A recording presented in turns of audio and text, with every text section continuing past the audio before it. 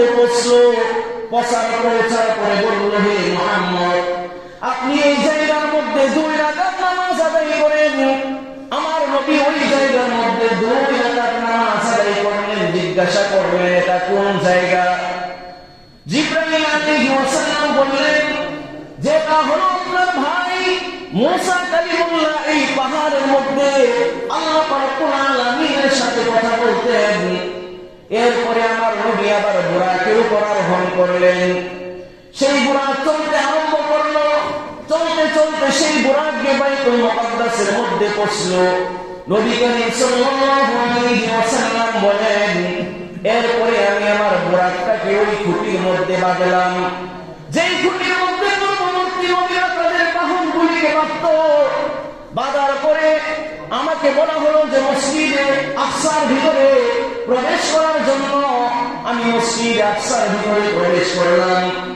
ওই জায়গায় আল্লাহ রাব্বুল আলামিন পূর্বের যত নবী এবং রাসূল ছিলেন, সকল নবী এবং রাসূলদেরকে কুদরতি ভাবে ওই জায়গার মধ্যে আমাকে সম্ভাষণ জানানোর জন্য, আমাকে অভ্যর্থনা দেওয়ার জন্য, আমাকে সুস্বাগতম জানানোর জন্য তাদের সকলকে একত্রিত করেছেন। বলে সুবহানাল্লাহ।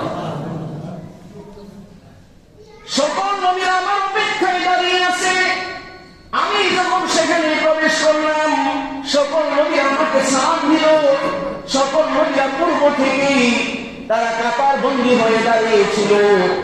হযরত জিবরাইল আলাইহিস সালাম আমাকে বলল যে, ইয়া মুহাম্মদ, সকল নবী এবং রাসূলরা আপনার অপেক্ষায় দাঁড়িয়ে আছে। এখন 2 রাকাত নামাজ আদায় করতে হবে। সকল নবী রাসূলরা এদিক সেদিক তাকায় যে আজকে নবী এবং রাসূলদের জামাতের ইমামতি কে করবে? আজকে নবী রাসূলদের জামাতের ইমামতি কে করবে? আমরা জানি আমাদের নবীর একটা উপাধি আছে। উপাধি হল কি? সাইয়্যিদুল আম্বিয়া ওয়াল মুরসালিন। আমার নবীর উপাধি কি? সাইয়্যিদুল আম্বিয়া ওয়াল মুরসালিন। আমার নবী হলেন সকল নবী এবং রাসূলদের সরদার। এখন আমার নবী সকল নবী এবং রাসূলদের সরদার কিভাবে হলেন? কিভাবে হলেন? সকল নবীরা আমার নবীর পূর্বে এসেছে, পৃথিবীতে পূর্বে আসে নাই। আর আমার নবী এসেছে সকল নবী রাসূলদের পরে। পরে আসার পরে সকল নবীদের সরদার হয় কিভাবে? প্রশ্ন বুঝেছেন? সকল নবীর পরে আসার পরে আমার নবী সকল নবীদের সরদার হয় কিভাবে? এটার উত্তর এই জায়গার মধ্যে। হযরত জিবরাইল আলাইহিস সালাম যখন সকল নবীরা দিক সেদিক তাকাচ্ছে যে আজকে জামাতের ইমামতি কে করবে, এমন অবস্থায় হযরত জিবরাইল আলাইহিস সালাম আমার নবীর হাতের মধ্যে ধরে সামনে বাড়াইয়া দিয়া বলেন, হে নবী, হে মুহাম্মদ, আজকে যেই নবী এবং রাসূলদের জামাত হবে সেই জামাতের ইমামতি আজকে আপনি করবেন। বলেন সুবহানাল্লাহ। আমার নবী সকল নবী রাসূলদের উপস্থিতিতে বাইতুল মুকাদ্দাসের মধ্যে 2 রাকাত নামাজের ইমামতি করান। এই যে 2 রাকাত নামাজ পড়াইছে, কে পড়াইছে? আদম আলাইহিস সালাম, শুআয়ব আলাইহিস সালাম, মুসা আলাইহিস সালাম, ইব্রাহিম আলাইহিস সালাম, ঈসা আলাইহিস সালাম। কোন বড় বড় নবী না, বরং আমার নবী পড়াইছে। তো বোঝা যায় কি? আমার নবী সকল নবীর নেতা, সকল নবীর সর্দার, সকল নবী ইমামতি করছে। এখান থেকে আমার নবী হয়েছে সকল নবীর কি? সাইয়্যিদ। সকল নবীর কি হয়েছে? সাইয়্যিদ। সকল নবীর সর্দার, সকল নবী কি করছে? ইমামতি করছে। এই জন্য আমার নবীর একটা উপাধি হলো সাইয়্যিদুল আম্বিয়া ওয়াল মুরসালিন। সেই জায়গার মধ্যে যাওয়ার পরে যখন 2 রাকাত নামাজ আমার নবী ইমামতি করলেন, সেখান থেকে আবার ঊর্ধ্ব গগনের দিকে রওনা শুরু হয়েছে, যাত্রা শুরু হয়েছে। এখন আগে আর সেই বুরাক নাই। আমি পূর্বে বলেছিলাম যে মসজিদে হারাম থেকে নিয়ে বাইতুল মুকাদ্দাস পর্যন্ত যে ভ্রমণ, এটাকে বলা হয় ইসরা। আর বাইতুল মুকাদ্দাস থেকে উপরের দিকে যে যাত্রা ছিল, ভ্রমণ ছিল, এটার নাম হলো মেরাজ। বর্তমান সময় হলো কি? একটা লিফট। নবীকে হযরত নামক লিফটের মধ্যে চড়ানো হয়েছে। ওই লিফট দ্রুত গতি সম্পন্ন ছিল, মুহূর্তের ভিতরে একেবারে প্রথম আকাশ পর্যন্ত পৌঁছে গিয়েছে। বলেন সুবহানাল্লাহ। আলোচনা অনেক বড়, সময় কম, এই জন্য সংক্ষেপে মূল বিষয়গুলো আমি আলোচনা করব। এরপরে হযরত জিবরাইল আলাইহিস সালাম আমার নবীকে নিয়ে বাইতুল মুকাদ্দাস থেকে রফরফ নামক বাহনের উপর আরোহণ করে, রফরফ নামক লিফটের মধ্যে আরোহণ করে আমার নবী ঊর্ধ্ব গগনের দিকে রওনা হলেন। যখন তিনি প্রথম আকাশের মধ্যে পৌঁছলেন, হযরত জিবরাইল আলাইহিস সালাম সালাম দিলেন। প্রথম আকাশের ফেরেশতারা বলল, মান আনতা, আপনি কে? জিবরাইল আলাইহিস সালাম বললেন, আনা জিবরিল, আমি হইলাম ফেরেশতাদের সর্দার জিবরাইল। এরপরে আকাশের ফেরেশতারা জিজ্ঞাসা করল, মামাকা, আপনার সাথে কে? হযরত জিবরাইল আলাইহিস সালাম বললেন, মুহাম্মাদুন সাল্লাল্লাহু আলাইহি ওয়াসাল্লাম, আমার সাথে যিনি এসেছেন তিনি হলেন মুহাম্মদ সাল্লাল্লাহু আলাইহি ওয়াসাল্লাম। এরপরে প্রথম আকাশের ফেরেশতারা জিজ্ঞাসা করলো যে আপনাকে কি মুহাম্মদ সাল্লাল্লাহু আলাইহি ওয়াসাল্লামকে আনার জন্য পাঠানো হয়েছে? জিবরাইল আলাইহিস সালাম বললেন, হ্যাঁ, আমাকে আনার জন্য পাঠানো হয়েছে। এরপরে প্রথম আকাশের ফেরেশতারা প্রথম আকাশের দরজা খুলে দিল। হযরত জিবরাইল আলাইহিস সালাম আমার নবীকে নিয়ে প্রথম আকাশের মধ্যে উঠলেন, আরোহণ করলেন। ওঠার পরে ওই জায়গার মধ্যে গিয়ে দেখতে পেলেন হযরত আদম আলাইহিস সালামকে। কাকে দেখতে পেলেন? আদম আলাইহিস সালাম। এর আগে একটু আলোচনা করি। জিবরাইল আলাইহিস সালাম ছিলেন সকল ফেরেশতাদের সর্দার। কার সর্দার? সকল ফেরেশতাদের মধ্যে শ্রেষ্ঠ ফেরেশতা। আর আমাদের নবী হলেন সকল নবী রাসূলের মধ্যে সর্বশ্রেষ্ঠ। সকল মানব কুলের মধ্যে সর্বশ্রেষ্ঠ কে? আমার নবী। জিবরাইল আলাইহিস সালাম শ্রেষ্ঠ ফেরেশতা, আর আমার নবী হলেন কি মানব কুলের মধ্যে, সকল সৃষ্টিজীবের মধ্যে আমার নবী সর্বশ্রেষ্ঠ। এরপরও দেখেন, এই যে প্রথম আকাশে গিয়ে ঢুকবে, প্রবেশ করবে, অনুমতির প্রয়োজন হয়েছে কি হয় নাই? না যাওয়ার পরেই বলছে, আমি জিবরাইল দরজা খুলে দাও, না হলে খবর আছে। এমন হয়েছে? যাওয়ার পরে গেটের মধ্যে, প্রথম আকাশের গেটের মধ্যে অপেক্ষা করছে, অনুমতি চাইছে। ফেরেশতারা বলছে, আপনি কে? বলছে জিবরাইল। যে আপনার সাথে কে? মুহাম্মদ। তো আপনাকে কি মুহাম্মদ সাল্লাল্লাহু আলাইহি ওয়াসাল্লামকে আনার জন্য পাঠানো হয়েছে? বলল যে হ্যাঁ, আল্লাহ তাআলা পাঠাইছে। তা আল্লাহ তাআলা কি করছে? অনুমতি দিয়ে রাখছে যে আমার হাবিব আসবে। আল্লাহ তাআলা অনুমতি দিয়ে রাখছে, জিবরাইল আলাইহিস সালামকে পাঠাইছে। এরপরে যখন আল্লাহর পক্ষ থেকে অনুমতি আসছে যে আল্লাহ তাআলা পাঠাইছে, তখন প্রথম আকাশের ফেরেশতারা দরজা খুলছে, গেট খুলছে, এর আগে খুলে নাই। এখান থেকে আমাদের একটা শিক্ষণীয় বিষয় আছে। আপনি যত বড়ই হন না কেন, যত বড়ই নেতা হন না কেন, যত বড়ই পদশালী মর্যাদাশালী হন না কেন, কারো বাড়িতে প্রবেশ করতে গেলে, ঘরে প্রবেশ করতে গেলে অনুমতির প্রয়োজন আছে। আমার নবী চাইতে বড় কেউ আছে? জিবরাইল সকল ফেরেশতাদের সর্দার, তার চাইতে বড় ফেরেশতা কেউ ছিল না। তার অনুমতি নিতে হয়েছে। আমার নবী মানব কুলের শ্রেষ্ঠ, পুরা সৃষ্টি কুলের শ্রেষ্ঠ, তাকেও ঢোকার জন্য অনুমতি নিতে হয়েছে। এই জন্য আমাদেরও কারো বাড়িতে ঘরে প্রবেশ করতে গেলে কি করতে হবে? অনুমতি নিতে হবে। এখান থেকে একটা শিক্ষা আছে। এই জন্য আল্লাহ রাব্বুল আলামিন কোরআনে কারীমের মধ্যে বলেন, ইয়া আইয়ুহাল্লাযীনা আমানু লা তাদখুলু বাইতান গায়রা বুয়ুতিকুম হাত্তা তাস্তাযিনু ওয়া তুসাল্লিমু আলা আহলিহা।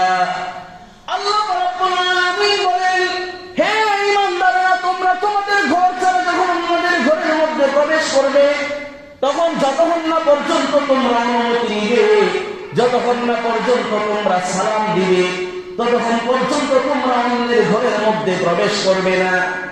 আল্লাহ তাআলা বলছে, মেরাজের ঘটনার মধ্যে শিক্ষা আছে।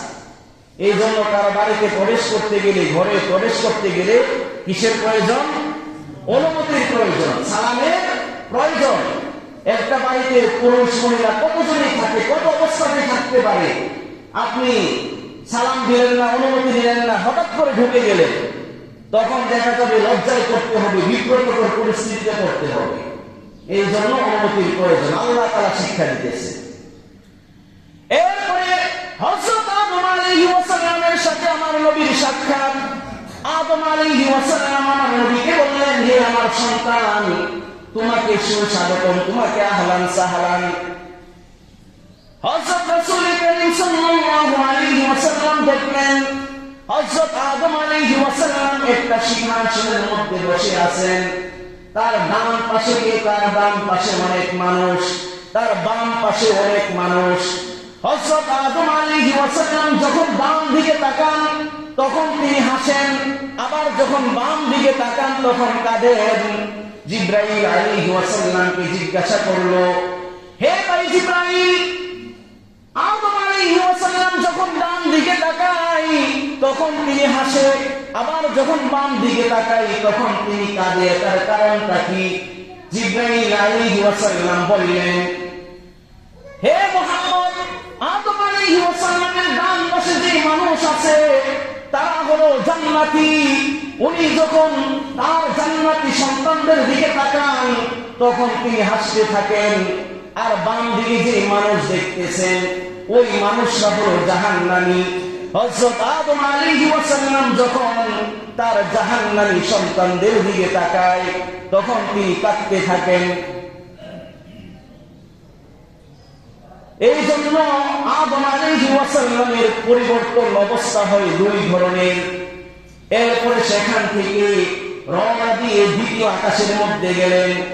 দ্বিতীয় আকাশে যাওয়ার পরে দ্বিতীয় আকাশের ফেরেশতা বলল, আপনি কে? জিবরাইল আলাইহিস সালাম বললেন, আনা জিবরাইল, আমি হইলাম জিবরাইল। যে আপনার সাথে কে? ওয়া মাকা, আপনার সাথে কে? বলা হলো মুহাম্মাদুন সাল্লাল্লাহু আলাইহি ওয়াসাল্লাম, যে আমার সাথে হলো মুহাম্মদ সাল্লাল্লাহু আলাইহি ওয়াসাল্লাম। এরপরে আবার জিজ্ঞাসা করলো যে তাকে কি আমার জন্য আপনাকে পাঠানো হয়েছে? জিবরাইল আলাইহিস সালাম বললেন, হ্যাঁ, আমাকে তাকে আনার জন্য পাঠানো হয়েছে। এরপর দ্বিতীয় আকাশের দরজা খুলে দেওয়া হয়েছে। ওই দ্বিতীয় আকাশে যাওয়ার পরে হযরত ঈসা আলাইহিস সালামের সাথে সাক্ষাৎ। কার সাথে সাক্ষাৎ? দ্বিতীয় আকাশ, ঈসা আলাইহিস সালামের সাথে। প্রথম আকাশে সাক্ষাৎ হয়েছে কার সাথে? হযরত আদম আলাইহিস সালামের সাথে। সংক্ষেপে বলবো,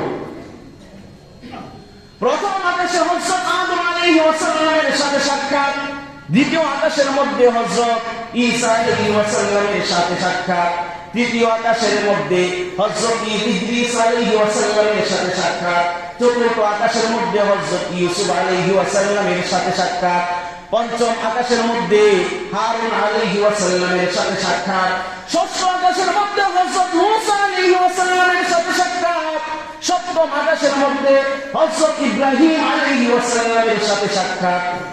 এভাবে প্রত্যেক আকাশের মধ্যে নবীদের সাথে সাক্ষাৎ হয়েছে। তৃতীয় আকাশে ঈসা আলাইহিস সালামের সাথে, চতুর্থ আকাশের মধ্যে কার সাথে? হযরত ইউসুফ আলাইহিস সালামের সাথে। তৃতীয় আকাশ হযরত ইদ্রিস, চতুর্থ আকাশে হযরত ইউসুফ আলাইহিস সালামের সাথে।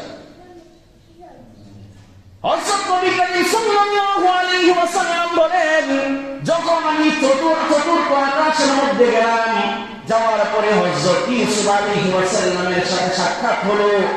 হযরত ইউসুফ আলাইহিস সালামের নূরানি সুন্দর চেহারার দিকে তাকায় আমি বুঝতে পারলাম যে আল্লাহ রাব্বুল আলামিন হযরত ইউসুফ আলাইহিস সালামের চেহারার মধ্যে পুরা পৃথিবীর অর্ধেক সৌন্দর্য দিয়েছেন। বলে সুবহানাল্লাহ। পুরা পৃথিবীর অর্ধেক সুন্দর ইউসুফ আলাইহিস সালামের চেহারার ভিতরে। ইউসুফ আলাইহিস সালাম কেমন সুন্দর ছিলেন! এই জন্য মিশরের রমণীরা ইউসুফ আলাইহিস সালামকে দেখতে পাগল হয়ে যেত। ইউসুফ আলাইহিস সালামের জন্য ফল কাটতে গিয়ে হাত কেটে ফেলছে। ইউসুফ আলাইহিস সালাম কত সুন্দর ছিল! আমার নবী কেমন সুন্দর ছিলেন! আমার নবীর একটু বলা প্রয়োজন, না হলে তো ভাববো ইউসুফ আলাইহিস সালাম আমার নবীর চাইতে সুন্দর ছিলেন নাকি? না, আমার নবীর চাইতে সুন্দর কেউ ছিল না। অনেক বড় আলোচনা, আমি সংক্ষেপে বলবো। হযরত আম্মা আয়েশা রাদিয়াল্লাহু তাআলা আনহা বলেন যে দিন পূর্ণিমা রাতের মধ্যে, চতুর্দশী রাতের মধ্যে আমার কুলের মধ্যে আমার স্বামী হযরত মুহাম্মদ সাল্লাল্লাহু আলাইহি ওয়াসাল্লাম শুয়ে আছে। উপরে যে খেজুর পাতার ছাউনি ছিল, ছাদ ছিল, ওই ছাদের ফাঁক দিয়ে চতুর্দশী রাতের যে চাঁদ আছে সেই চাঁদ দেখা যায়। আমি একবার পূর্ণিমা চাঁদের দিকে তাকাই, আরেকবার আমার স্বামী মুহাম্মদ সাল্লাল্লাহু আলাইহি ওয়াসাল্লামের চেহারার দিকে তাকাই। আমি বারবার আমার নবীর চেহারাকে চাঁদের সাথে মিলাচ্ছিলাম যে আজকের এই পূর্ণিমা রাতের চাঁদ সুন্দর নাকি আমার নবীর, আমার স্বামীর চেহারা সুন্দর। আমি বারবার তাকানোর পরে, পরখ করার পরে, আমি যাচাই বাছাই করার পরে আমার কাছে মনে হলো আকাশের চাঁদ কি সুন্দর। আমার নবীর চেহারা আকাশের চাঁদের চাইতেও সুন্দর ছিল। বলেন সুবহানাল্লাহ। শুধু তাই নয়, হযরত আম্মা আয়েশা রাদিয়াল্লাহু তাআলা আনহা বলেন যে প্রত্যেক মানুষের সূর্য দিনের বেলা ওঠে, আর আমার ঘরের যে সূর্য সেই সূর্য রাত্রে বেলা ওঠে। আম্মা আয়েশার সূর্য রাত্রে বেলা কেমন ওঠে? আমাদের সূর্য দিনের বেলা ওঠে না, দিনের বেলা সূর্য উঠলে পুরা পৃথিবী আলোকিত হয়ে যায়। আর আম্মা আয়েশা বলেন আমার সূর্য উদিত হতো সন্ধ্যার পরে। কিভাবে? হযরত আম্মা আয়েশা রাদিয়াল্লাহু তাআলা আনহা বলেন যে আমার নবীজি এত সুন্দর ছিলেন, যদি আমি রাত্রিবেলা কোন সুই ঘরের ভিতরে হারিয়ে ফেলতাম, আমার নবী যদি ঘরে আসতো, আমার নবীর চেহারার আলোর দ্বারা আমি আমার সেই হারানো সুইটা আমি খুঁজে পেতাম। বলেন সুবহানাল্লাহ। নবীজি কেমন সুন্দর! নবীজি রাত্রিবেলা ঘরে ঢুকে, ঘরে বাতির প্রয়োজন হতো না, লাইটের প্রয়োজন হতো না। নবীজি ঘরে ঢুকলেই অটোমেটিক পুরা ঘর নবীজির সৌন্দর্যে আলোকিত হয়ে যেত, সবকিছু ফর্সা হয়ে যেত। যে নবীজি কত সুন্দর ছিল। আলোচনা অনেক বেশি ওইদিকে করতে চাই না, শুধু বোঝাতে চাইলাম যে আমার নবী সবকিছু থেকে বেশি সুন্দর ছিল। হযরত আম্মা আয়েশা বলেন যে মিশরের রমণীরা ইউসুফকে দেখার পরে ফল কাটার পরিবর্তে তাদের হাত কেটে ফেলছে, আর মিশরের রমণীরা যদি আমার নবীকে দেখত তাহলে হাত কাটার পরিবর্তে তারা তাদের কলিজা কেটে ফেলত। এরপরেও আমার নবীর সৌন্দর্যে বিভোর হয়ে তারা কি করতেছে তারা তা উপলব্ধি করতে পারত না। কেমন সুন্দর ছিল আমার নবী! সেই চতুর্থ আকাশ থেকে, সবগুলো আমি বলেছি, চতুর্থ আকাশ থেকে পঞ্চম আকাশ, পঞ্চম থেকে ষষ্ঠ, ষষ্ঠ থেকে সপ্তম আকাশের মধ্যে হযরত ইব্রাহিম আলাইহিস সালামের সাথে দেখা। হযরত ইব্রাহিম আলাইহিস সালাম তিনি সপ্তম আকাশের মধ্যে বাইতুল মামুরের মধ্যে ঠেক দিয়ে তিনি বসে আছেন, আর তার সামনে শিশু বাচ্চারা খেলাধুলা করতেছে। ওই বাচ্চারা হলো তারা যারা শৈশব অবস্থায়, শিশু অবস্থায় মারা যায়, সেই সমস্ত বাচ্চারা সেখানে খেলাধুলা করতেছে। আর হযরত ইব্রাহিম আলাইহিস সালাম বাইতুল মামুরের মধ্যে ঠেক দিয়ে বসে আছেন। এই বাইতুল মামুর কি? এই বাইতুল মামুর হলো সরাসরি যে কাবা ঘর আছে, এই কাবা ঘরের সরাসরি উপরে একটা মসজিদ আছে। এই মসজিদের নাম হলো বাইতুল মামুর। দুনিয়ার যে কাবা ঘর, এই কাবা ঘরের চতুর্দিকে মানুষে তাওয়াফ করে, কে তাওয়াফ করে? মানুষে। আর ওই বাইতুল মামুরের চতুর্দিকে ফেরেশতারা তাওয়াফ করে। আর এই বাইতুল মামুরের ভিতরে একবার যে ফেরেশতা প্রবেশ করে, কিয়ামত পর্যন্ত আর এই ফেরেশতা এই বাইতুল মামুরের ভিতরে প্রবেশ করার আর সুযোগ পায় না। হাদিসের কিতাবের মধ্যে আছে যে দৈনিক 70,000 ফেরেশতা সেই বাইতুল মামুরের ভিতরে প্রবেশ করে। কিয়ামত পর্যন্ত এই 70,000 ফেরেশতা দ্বিতীয়বার প্রবেশ করার সিরিয়াল হবে না। এভাবে দৈনিক 70,000 ফেরেশতা প্রবেশ করে। কত হাজার, কত লক্ষ লক্ষ, কোটি কোটি, মিলিয়ন ট্রিলিয়ন, অট্রিলিয়ন আল্লাহ পাক রব্বুল আলামিন কি করেছেন? ফেরেশতা তৈরি করেছেন। এবার চিন্তা করেন, সেই বাইতুল মামুর সপ্তম আকাশ, এই সপ্তম আকাশের পরে হলো সিদরাতুল মুনতাহা। ঘটনা স্মরণ রাখবো, বাইতুল মামুরের পরে কি? সিদরাতুল মুনতাহা। সিদরাতুল অর্থ হলো বরই, সিদরাতুল অর্থ কি? বরই, কুল। আর মুনতাহা অর্থ হলো শেষ। এখানে একত্রে কি অর্থ হলো সিদরাতুল মুনতাহা, বড়ই গাছের শেষ, মানে বড়ই গাছের মাধ্যমে শেষ। এই সিদরাতুল মুনতাহায় যাওয়ার পরে জিবরাইল আর উপরে উঠেন নাই। এই সিদরাতুল মুনতাহার উপরে আল্লাহর আরশ। সিদরাতুল মুনতাহার উপরে কি? আল্লাহর আরশ। কোন ফেরেশতারও ওই সিদরাতুল মুনতাহার উপরে যাওয়ার অনুমতি নাই। শেষ সীমানা হলো কি? সিদরাতুল মুনতাহা। এই জন্য এটাকে বলা হয়েছে কি? শেষ বড়ই গাছ। মানে বড়ই গাছ পর্যন্তই সকল ফেরেশতাদের যাওয়ার অনুমতি আছে, এরপরে আর উপরে যাওয়ার কি নাই? অনুমতি নাই। যেহেতু এটার সীমানা হলো বড়ই গাছের মাধ্যমে, এই জন্য এটার নাম রাখা হয়েছে সিদরাতুল মুনতাহা। এরপরে জিবরাইল আলাইহিস সালাম বললেন, হে মুহাম্মদ আপনি যান, এরপরে আমার আর যাওয়ার কি নাই? অনুমতি নাই। সবাই বলেন সুবহানাল্লাহ। এরপরে আমার নবী সিদরাতুল মুনতাহার উপরে গেলেন, আল্লাহ পাক রব্বুল আলামিনের সাথে কথা বললেন। এখানে মুহাদ্দিসিনে কেরামের মধ্যে ইখতিলাফ আছে যে এই যে আমার নবী আল্লাহর কাছে গেলেন সিদরাতুল মুনতাহার উপরে আল্লাহর আরশ, ওই জায়গার মধ্যে যাওয়ার পরে আমার নবী আল্লাহকে দেখেছেন কি দেখেন নাই? এটার মধ্যে মুহাদ্দিসিনে কেরামের মধ্যে দুই ভাগ হয়ে গিয়েছে, ইখতিলাফ হয়ে গেছে। বলেন যে আমার নবী যখন মেরাজে আল্লাহ রাব্বুল আলামিনের কাছে গিয়েছেন, তখন আমার নবী আল্লাহ রাব্বুল আলামিনকে সরাসরি দুই চোখের দ্বারা, চর্ম চোখের দ্বারা দেখেন নাই। আর হযরত ইবনে আব্বাস রাদিয়াল্লাহু তাআলা আনহুমা বলেন যে আমার নবী আল্লাহ রাব্বুল আলামিনকে সরাসরি দুই চোখে দেখেছেন। আলী ইবনে আব্বাস রাদিয়াল্লাহু তাআলা আনহুমা قال رسول الله صلى الله عليه وسلم رأيت ربي تبارك وتعالى যে আল্লাহ রাব্বুল আলামিনকে আমার নবীজি দেখেছেন। নবী করিম সাল্লাল্লাহু আলাইহি ওয়াসাল্লাম বলেন, রাআইতু রাব্বি তাবারাকা ওয়া তাআলা, যে আমি আমার আল্লাহ রাব্বুল আলামিনকে, আমার প্রভুকে আমি দেখেছি। বলেন সুবহানাল্লাহ।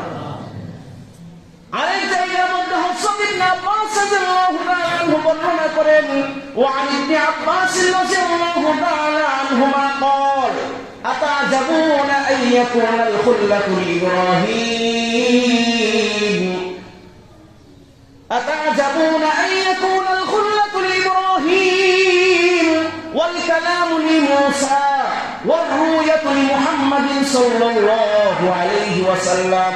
তোমরা কি আশ্চর্যান্বিত হচ্ছ যে আল্লাহ রাব্বুল আলামিন হযরত ইব্রাহিমকে বন্ধু বানানোর দ্বারা তাকে ধন্য করেছেন, আর মূসার সাথে কথা বলার মাধ্যমে মূসাকে ধন্য করেছেন, আর আল্লাহ রাব্বুল আলামিন তার হাবিব মুহাম্মদ সাল্লাল্লাহু আলাইহি ওয়াসাল্লামকে নিজের দিদার, নিজের দর্শনের দ্বারা ধন্য করেছেন। বলেন সুবহানাল্লাহ।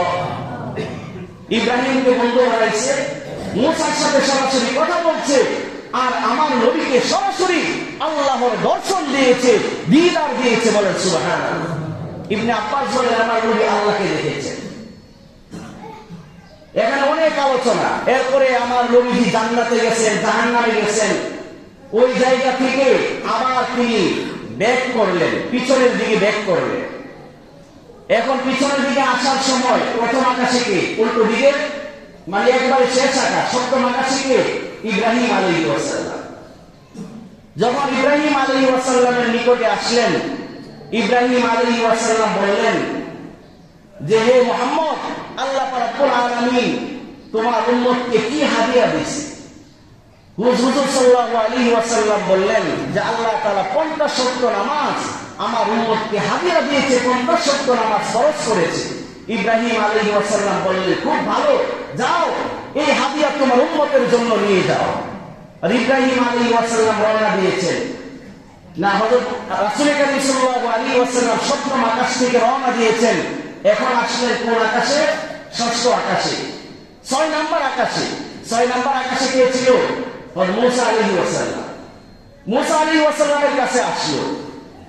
মুসা আলাইহিস সালামের কাছে আসার পরে মুসা আলাইহিস সালাম বললেন যে আল্লাহ রাব্বুল আলামিন আপনার উম্মতকে কি হাদিয়া দিয়েছে? তখন নবী করিম সাল্লাল্লাহু আলাইহি ওয়াসাল্লাম বললেন যে 50 ওয়াক্ত নামাজ হাদিয়া দিয়েছে। এর ফাঁকে যে আমি আরেকটা আজকের ঘটনার সাথে সম্পৃক্ত আয়াতের শানে নজুল বলতেছি, যে ইসরা এবং মেরাজ সংঘটিত হয়েছে কোরআনের যে আয়াতের মধ্যে আছে, সেই সূরার নাম হলো সূরা বনী ইসরাঈল। এই সূরার নাম কি? এখন এই বনী ইসরাঈল কেন নাম রাখা হলো এই সূরা? এই সূরার মধ্যে আছে আল্লাহ তাআলা রব্বুল আলামিন বলেন, সুবহানাল্লাযী আসরা বিআবদিহি লাইলাম মিনাল মাসজিদিল হারাম ইলাল মাসজিদিল আকসা আল্লাযী বারাকনা হাওলাহু লিনুরিয়াহু মিন আয়াতিনা ইন্নাহু হুয়াস সামিউল বাসীর। এই আয়াতটা হলো সূরা বনী ইসরাঈলের আয়াত। এখন এই সূরার নাম কেন বনী ইসরাঈল রাখা হলো? এই যে চিন্তা করেন, যখন আমাদের নবী ষষ্ঠ আকাশে আসলেন, আসার পরে বলা হলো যে 50 নামাজ দেওয়া হয়েছে। হযরত মূসা আলাইহিস সালাম বললেন, আপনার উম্মত এই 50 নামাজ আদায় করতে পারবে না, আপনি নামাজ কমিয়ে আনেন। আমার নবী যখন ষষ্ঠ আকাশের মধ্যে আসলেন, হযরত মূসা আলাইহিস সালামের সাথে সাক্ষাৎ। মূসা আলাইহিস সালাম বললেন যে আল্লাহ রাব্বুল আলামিন আপনার উম্মতকে কি হাদিয়া দিয়েছে? আমার নবী বললেন যে 50 নামাজ হাদিয়া দেওয়া হয়েছে। মূসা আলাইহিস সালাম বললেন, যান আপনি 50 নামাজ থেকে কমিয়ে আনেন, আপনার উম্মত এই 50 নামাজ আদায় করতে পারবে না। আমার নবী আল্লাহর কাছে গেলেন, সুপারিশ করলেন, দরখাস্ত করলেন, আবেদন করলেন। আল্লাহ রাব্বুল আলামিন 5 নামাজ কমিয়ে দিলেন। আবার মূসা আলাইহিস সালামের কাছে আসলেন।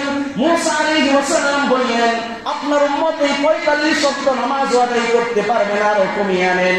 আমার নবী আরো 5 কমিয়ে আনলেন। আবার মূসা আলাইহিস সালামের কাছে আসলেন। মূসা আলাইহিস সালাম বললেন, আরো কমিয়ে আনেন। এভাবে কমাতে কমাতে মাত্র 5 নামাজ বাকি রয়ে গিয়েছে।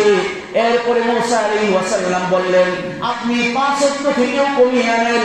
আমার নবী বললেন, না না, আমি বারবার আল্লাহ রাব্বুল আলামিনের কাছে যাওয়ার কারণে আমি লজ্জিত হয়ে গিয়েছি, আমি আর যেতে পারবো না। এরপরে 5 নামাজ নিয়ে আমার নবী আসলেন। কথা বলেন, এই যে নামাজ কমানোর কথা কে বলছিল? মূসা আলাইহিস সালাম। আর এই মূসা আলাইহিস সালাম যে গোত্র বা সম্প্রদায়ের যে কওমের নবী ছিলেন, এই কওমের নাম ছিল বনী ইসরাঈল। এই কওমের নাম কি ছিল? বনী ইসরাঈল। এই কারণে এই সূরার নাম রাখা হয়েছে সূরা বনী ইসরাঈল। বুঝেছেন কথা? এখন আমি সংক্ষেপে বলি, এই যে আমার নবী মেরাজ করে আসলেন দুনিয়াতে, আসার পরে মানুষদেরকে খবর দিলেন যে আমি একই রাত্রে মুহূর্তের ভিতরে, সামান্য সময়ের ভিতরে আমি বাইতুল মুকাদ্দাস গিয়েছি। সেখান থেকে 17 মাথা সারি দিয়ে সিদরাতুল মুনতাহা আল্লাহর আরশে গিয়ে আল্লাহর দিদার লাভ করে এসেছি। যখন কাফেরদের মধ্যে সংবাদ ছড়িয়ে গেল, তখন তারা বলল যে মুহাম্মদ কি পাগল হয়ে গেছে? মুহাম্মদ সে তো মৃত্যু। বাইতুল মুকাদ্দাস গেলে ওই সময়ে উট দিয়ে ঘোড়া দিয়ে গেলে 1 মাসের প্রয়োজন হতো। আর নবীজি রাত্রের মুহূর্তের ভিতরে কিভাবে গেলেন? বর্তমান বৈজ্ঞানিক দৃষ্টিকোণ থেকে আমরা এটাকে যাচাই করলে এটা বুঝে আসি। আরো যদি 1400 বছর আগে কেউ বলতো যে আমি সৌদি আরব 6 ঘন্টার ভিতরে ঘুরে আসি, 12 ঘন্টার ভিতরে ঘুরে আসি, কেউ বিশ্বাস করতো?